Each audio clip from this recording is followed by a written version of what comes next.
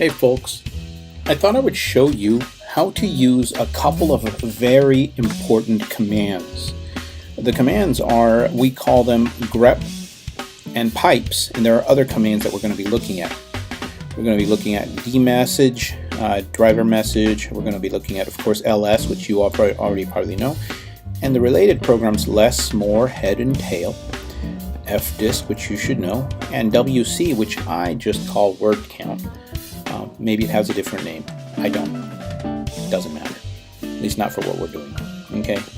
So, first of all, the most important one, the one that I really started with, which is grep. And what is grep? Well, the actual name stands for Globally Search Regular Expression in Print. But all you really need to know is it's a search program. Okay, it's a program that searches your files. And the syntax for grep is simple. We just type grep, and then the options that we want to add, and then the text to find, and then the file that we're looking for. By the way, it doesn't have to be a .text file. It just has to be a file that has text inside. Remember, most files in Linux are text files. You've got literally thousands of text files. Most of the configuration files and things like that, most of the logs and things like that. So many files are text files. So grep is extremely useful. It's one of the fundamental programs. So you got to learn. Okay. So like I said, many programs use it. You got to use it. And grep is very powerful because it's so important. It can do many things. You can search for a certain term in one or in a bunch of files. You can also search for capitalized or uncapitalized, which we call case insensitive. We can search for parts or whole words. We can search for the text that is around our match. Okay. So just to start, let me give you an example, okay? So on the desktop, you might have noticed I got a few files, and we're here on the desktop. I have a file called Darwin's Origin of Species. It's actually the first edition in text form. So let's just say that in that file, I want to look for the name of this guy, that his name is Geoffroy Saint-Hilaire, and I'm probably pronouncing it poorly, but now imagine, I can't even spell it. So I don't remember his spelling, but I do remember the first few letters of his name, and that was GEOF. So the way that I start the grep command is just like it says here. Okay, I type GREP, then we type the option, which in this case, since I don't know whether it's capitalized or not, I type I, which means case insensitive, and I type GEOF, okay, because that's the only thing that I know is correct. The rest I don't know. Okay, and the name of the file is Darwin OOS.txt. Okay, you look. So that's how you spell his name. Geoffroy, so Geoffroy. And it shows us every part in the book where we see that name. Okay, so if you want to look for something in a text file, like I said, really useful, because this file is gargantuan. It's the entire book, it's like 400 or 500 pages worth of it. Instead, we search here, and as you noticed in just a second, here's something else, by the way. If you don't, say for example, you don't even know, or you don't want to type, because sometimes some of those file names that you might be given have these really long and crazy names. I mean, have you seen some of those like install files? They have like 100 letters in their name. And I don't want to type the whole thing. So one way to avoid typing is usually just by typing the first 5 letters of the text file, you're usually going to find it. And we type the asterisk. And that's just telling it, keep in mind, that's telling it to look for any file, by the way. That's telling it to look for any file. So we click that. It gives us the same results because, like I said, there's only one file that begins with those 5 letters. Okay, so that's one. Okay, now let's say, for example, you want to go ahead and look for your name in the users file. Well, the users file is etc.password. So I'll show you just real quick. Sudo vim etc.passwd.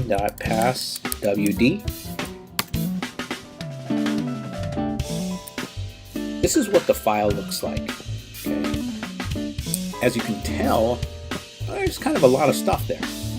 Instead of wasting our time looking at this whole file, And by the way, my name is all the way down here, but I already know. But what I'm saying, sometimes these files can get really big. Instead, we can, let me quit out of here. That's :Q, get out of Vim. And instead, we can type grep, then my name, and then etc pass wd, and it shows me just that one entry where it finds my name in that file. If there was nothing in there with my name, it would give me just a blank. It would give me nothing. So, for example, if I was to look for Santa, well, there is no Santa in my file, so it will not find it. Nothing. Obvious. Okay. Now, here's something else cool. Sometimes you may have a hard time even then, because sometimes even the search results can get a little complicated. So we may want to look for where is it in the search results. So we can add the option to color. Oh, sorry. You always add your options before your search term. If I did that, it would not know what to do with it. Okay. Type that. And voila. The search term shows up with color. Pretty cool, huh? We can do many searches of many files. Like I said, many files in Linux are text files. For example, in GNOME, which is what I'm using here, the configuration port is located in a file called here it is vim. Oh, well, we gotta go sudo vim. Okay, and then we say etc capital X11. Okay, xorg.configuration. As you can tell, this is it's not a huge file, but again, it's also not an easy file to navigate. Okay, so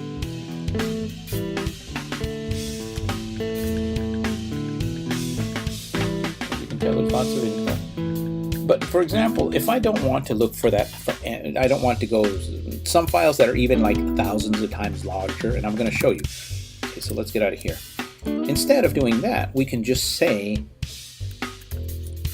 grep and then nvidia, and whenever we do this, we tell it -i, because like I said, that way it doesn't care if it's uppercase or lowercase, it looks for both. And there it shows me everything that has uppercase or lowercase with the word NVIDIA. Okay, you might use that to get more information about your video card. Okay, the point is you can use this to find all kinds of useful things in files. Now, let's go ahead and go a little further. Let's say you want to find out how many times your username shows up in your home folder. In order to do that, we are going to do something that is known as a recursive search.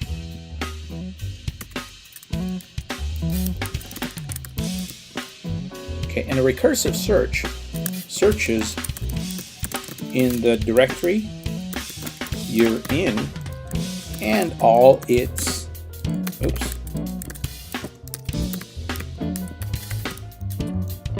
subdirectories. So say we want to look, we are right now in the desktop. Let's go up. Let's go to the home directory. So we go up one, and you notice we're now in the home directory. Okay.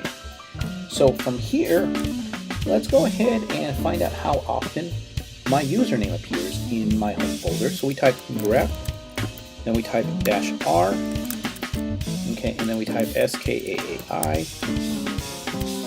And then to make sure that it searches all the subfolders, we put a little star here. And then the pipe command. Now this is the next thing I'm going to show you, so I'll show you in just a bit. Okay, so the pipe command, and then we type WC, which I usually just say, I think it means word count. And then -L. And when we type that, it's going to sit there for a little while. The reason it is because it is literally searching through all the thousands of files in my home directory. So it's going to sit there for a while. It's going to look for my name, And once it's done, it's going to come back and tell me how many times my name appears. Now, if I actually want to see the lines, the actual locations, just like up here, all I have to do is get rid of this WC. WC, like I said, is kind of like a word count. It's just to show you how many. Because in this case, there are literally 1,723. If I didn't put this in, I'll show you.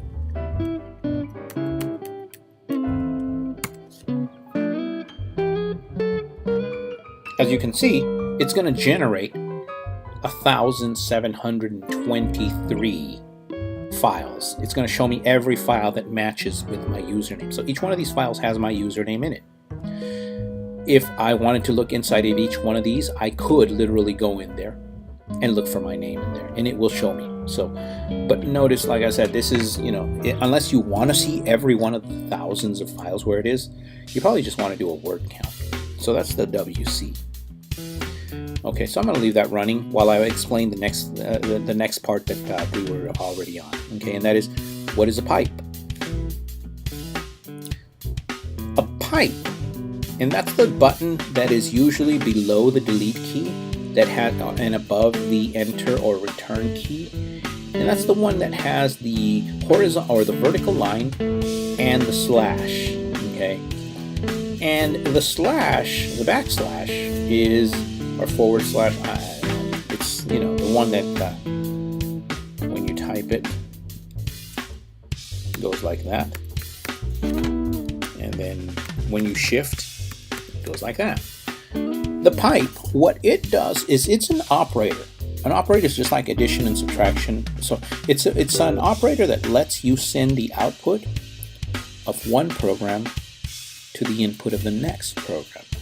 Now this is very, very, very useful. It is so useful that you're going to use it all the time.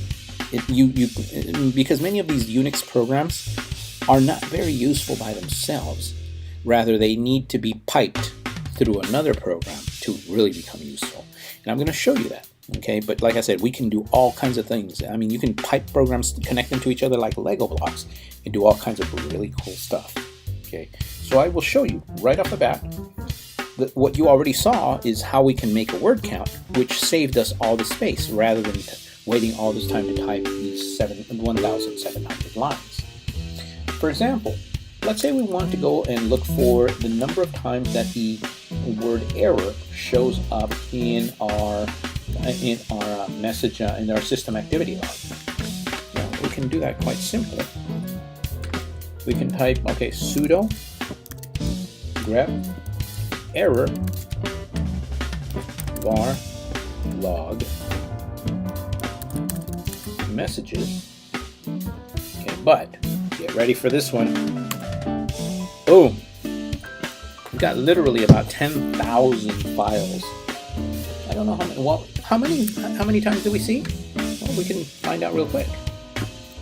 Instead of just dumping all the output, we can pipe it, and that is we can send it to the word count program. So we send it to the word count, and we say, hey, word count, how many are there? There are 11,618 lines that have the word error in them. So that's a lot. Okay. Now, let's say you actually want to move through that file. If you try to do it in here, you're actually going to notice you cannot, because your terminal usually has an upper limit. See, you cannot go any further because it's already exceeded the buffer. So usually your terminal cannot read such large files. But if for some crazy reason you want to read it, this is where these commands here come in handy. Okay, so I'm going to show you the command that shows you. Okay, so instead of typing WCL, we type less, and the less command simply opens up. It looks like the same thing, but what this one does is this one actually has a full buffer, and we can move up or down in that buffer from the very beginning to the very end of that file. Now, The less command has many keyboard commands. For example, a capital G sends us to the end. There are many more commands. Okay, Q lets us out of it. It's got a lot of commands, so once you should go look up the less command. Just type less on Google. Just type less in Linux, less Linux, and usually you're going to find instructions and the keyboard commands for the less command. Okay, we can also, let's say you don't want to look at the entire file, you just want to look at the last 10 lines. Well, we just type tail, and that shows us the tail of that file. So there we go. These are the last 10 lines. I know it looks more than 10 lines, but that's because we have not, it's showing each line as it wraps. So, but it is 10 lines. Okay. So the point though is that in the more command, or I'm sorry, the head command should be obvious. That one's going to show us the first 10 lines. And the head and the tail and the less and the more command have a bunch of options themselves, where you don't have to just look at 10 lines. You can look at as many as you want. You just give it the option to do that. But I don't want to go into all of those things. I just wanted to show you how you can send one command to input another command. Okay, so that's what I want you to keep in mind here. Okay. Here's another cool command. Let's clear this out. This time, of course, let's go ahead and look at the driver messages. The driver messages is dmesg. And once again, we've got a file that is gargantuan in size. These are all the messages that the drivers send to the kernel. These are usually more important than the other files that I was just showing you. The system activity log and the driver message log is usually more important. This one, what you're looking at here is you're looking at my Realtek 8821 Wi-Fi card, which is misbehaving. It's very poorly supported on this machine. So that's what you're looking at there. In this case though, as you know, like I said, this file is way too large to be useful this way. So instead, why don't we pipe it through a command? First of all, let's go get an idea of what kinds of things we can find. So let's go ahead and see, can we find NVIDIA in there? Well, let's do dmesg, okay, and let's pipe it through grep. And then let's look for, without worrying about the case, let's look for the word NVIDIA. And there we go. What about if we want to search for the wireless LAN? WLAN. There's WLAN. Let's say we want to look for,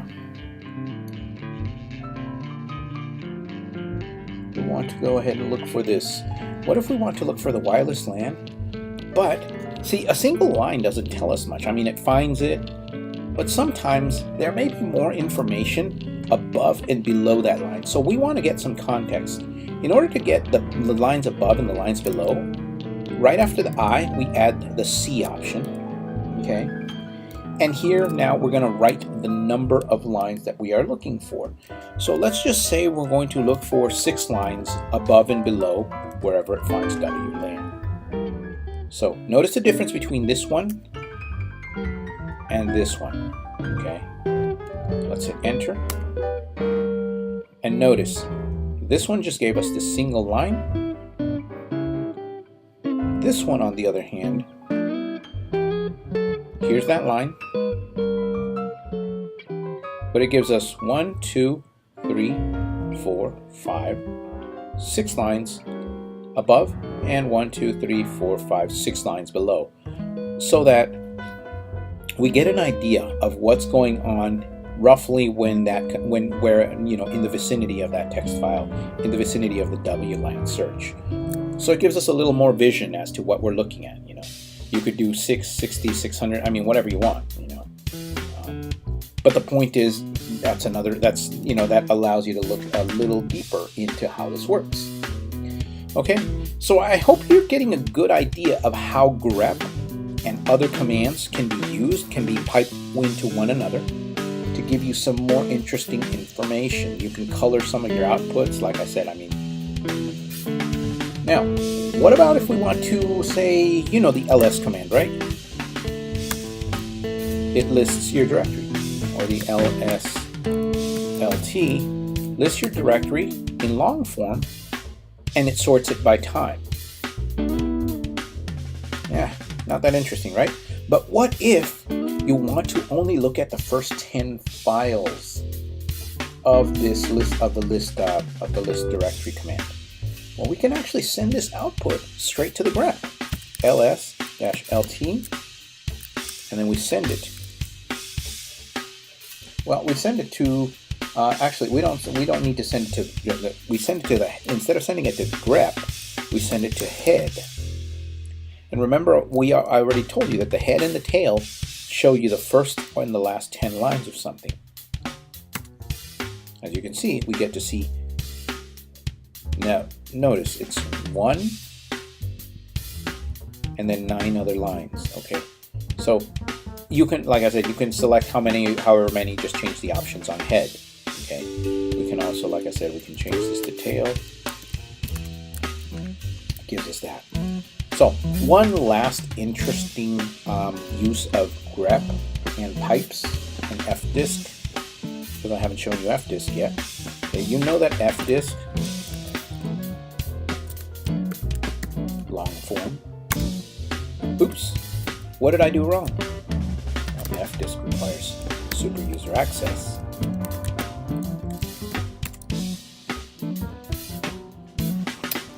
And here you see a lot of information, but it's not that bad. But let's say you really only want to zero in on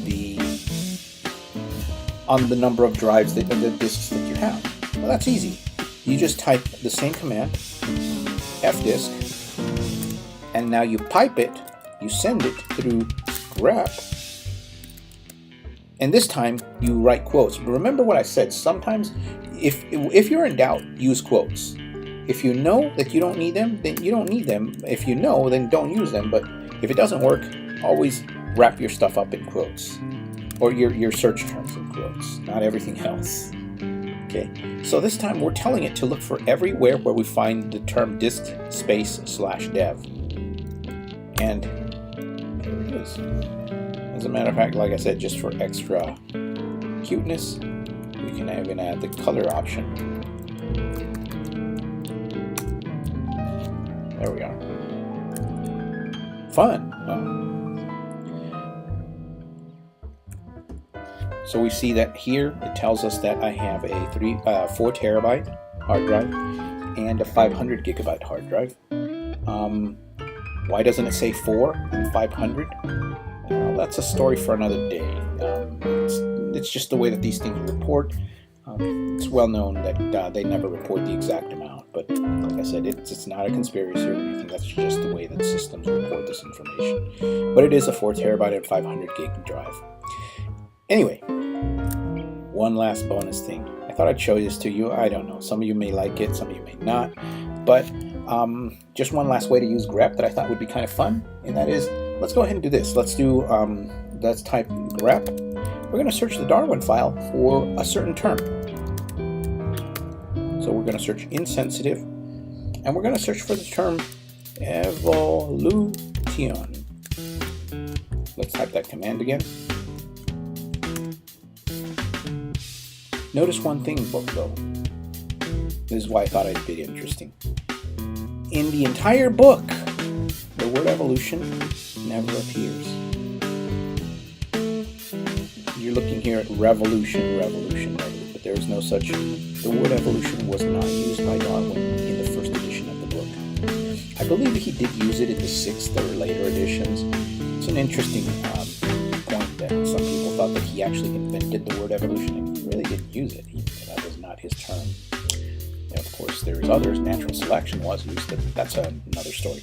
Anyway, I hope that this at least gave you an idea of how useful grep and the other commands, especially greps and pipes, can be. The other commands are also very useful, especially when you use them in conjunction.